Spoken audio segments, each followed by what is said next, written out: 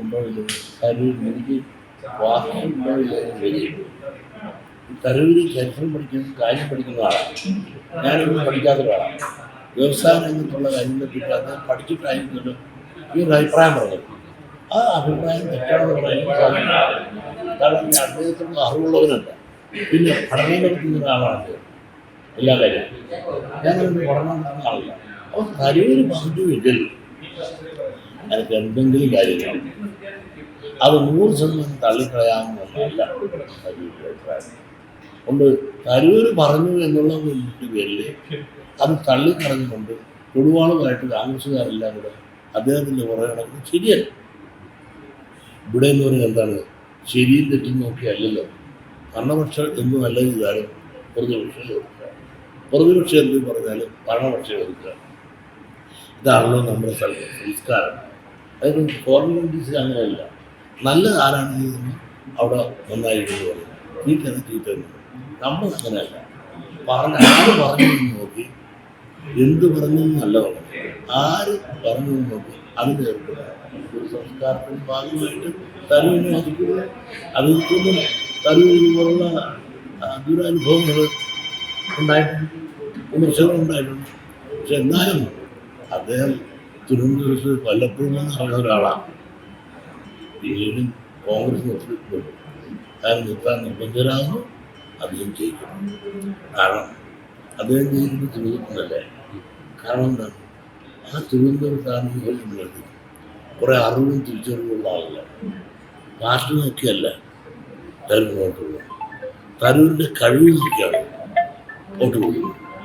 അതല്ലാതെ പണ്ട് തിരുവനന്തപുരം നായാലും ഇപ്പോൾ തറവാട്ടനായാലും ആഴം കൊണ്ട് കിട്ടുന്നതല്ല വോട്ട്. പണ്ടാരായിരുന്നു അങ്ങനെ തിരുവനന്തപുരം നായരല്ലേ, ഇപ്പോൾ തറവാട്ടനായ.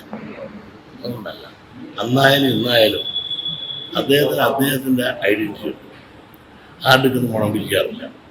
ഇലക്ഷൻ വരുമ്പോൾ തൻ്റെ കഴിവ് ഇൻ്റർനാഷണൽ ഫിഗറിലേപ്പോൾ ആ കഴിവ് അറിയാവുന്ന ജനങ്ങൾ അവർ വോട്ട് കൊടുത്ത് ജയിപ്പിക്കുന്നു. കോൺഗ്രസ്സുകാർ അദ്ദേഹം കൂടെ വരുന്നതിനകത്ത് അനുഭവം ഉള്ളവരല്ല. ആ സീറ്റ് മോഹിക്കുന്ന ഒരുപാട് പേര് നിറയുണ്ട്. ഈ തരൂരിന്റെ ഈ ഒരു ലേഖനം കോൺഗ്രസിനെ ആകെ വെട്ടിലാക്കിയിരിക്കുക. അത് വെട്ടിലാക്കിയിരിക്കുന്ന വെച്ചാൽ അതൊരു ചർച്ച ചെയ്യാൻ പോകേണ്ട കാര്യമില്ലായിരുന്നു. ചർച്ച ചെയ്ത് വന്നതല്ല ഇത്രയും വെട്ടിലായത്.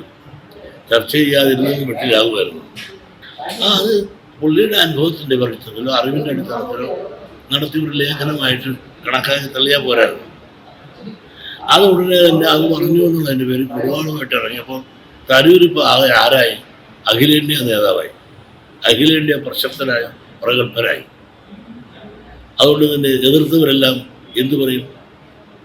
ഇപ്പം ഇനി BJP-കാരനാണെന്ന് പറയും. പണ്ടും BJP ചേരാൻ പോകണമെന്ന് BJP-കാരനാണെന്ന് തരൂരെന്ന് പറഞ്ഞില്ലായിരുന്നില്ലേ. എന്നിട്ടിപ്പോൾ അത് പിന്നെ കുറച്ചാൾ കഴിഞ്ഞ് മാറി. അത് ഏതായാലും എന്തു ആട്ടെ, തരൂരിൻ്റെ കഴിവിനെ നമുക്ക് കുറച്ച് കളിക്കാൻ പോകും. അദ്ദേഹം കഴിവുള്ളവനായതുകൊണ്ടാണല്ല അഖിലേന്ത്യാ ലെവലിൽ പ്രവർത്തിക്കാനും ഒക്കെ സാധിച്ചത്. അതിൻ്റെ കഴിവിൻ്റെ മികവ് അദ്ദേഹത്തിനുണ്ട്.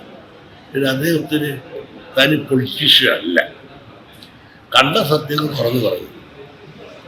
അത് ഇവിടുത്തെ രാഷ്ട്രീയ സാഹചര്യത്തിൽ പറയാൻ പാടില്ല. അപ്പോൾ അതിനെ എതിർക്കുക മറ്റു കോൺഗ്രസ്സുകാരുടെ ചുമതലയാണ്. അത് ചെയ്യുന്നത്.